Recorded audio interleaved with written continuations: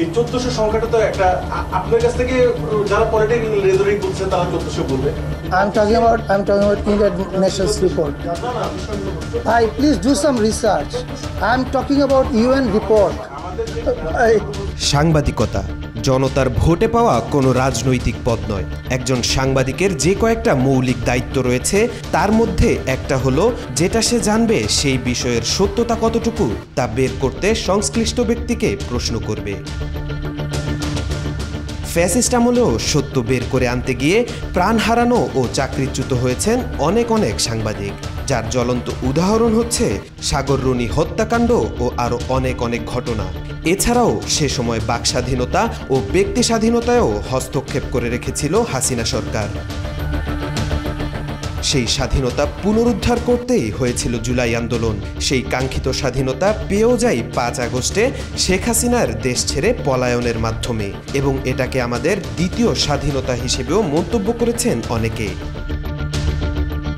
কিন্তু গত কিছুদিন আগে সাংস্কৃতিক বিষয়ক উপদেষ্টা মোস্তফা সারোয়ার ফারুকীকে কিছু বিতর্কিত প্রশ্ন করেন দীপ্ত টিভি, চ্যানেল আই ও এটিএন বাংলার 3 সাংবাদিক।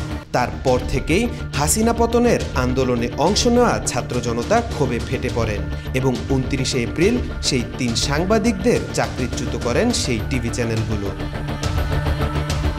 চাকরিচ্যুত হওয়া সাংবাদিকরা হলেন এটিএন বাংলার বিশেষ প্রতিনিধি ফজলে রাব্বি, দীপ্ত টিভির সিনিয়র রিপোর্টার রহমান মিজান ও চ্যানেল আই-এর সিনিয়র রিপোর্টার রফিকুল বাশার। এছাড়াও তাদের বিরুদ্ধে অভিযোগ উঠেছে ফ্যাসিস্ট হাসিনা আমলে তারা 3 জন হাসিনার বিট কভার করতেন। এখন প্রশ্ন হলো, একজন সাংবাদিককে তার অফিস অ্যাসাইন করে কি কভার করবে এবং কি কভার করবে না। যদি তাদের বিরুদ্ধে এ অভিযোগ আনা হয় তারা হাসিনার বিট কভার করতেন, তাহলে সেই অভিযোগের দায়ভার বেশিরভাগটাই বর্তায় তাদের প্রতিষ্ঠানের উপর। তাহলে সেই প্রতিষ্ঠান বন্ধ না করে কেন সেই সব সাংবাদিকদের চাকরিচ্যুত করা হলো? আরও প্রশ্ন হলো, অনুসন্ধান করতে গিয়ে ক্ষমতাশীলদের বিপক্ষে যায় এমন প্রশ্ন করা কি যাবে না?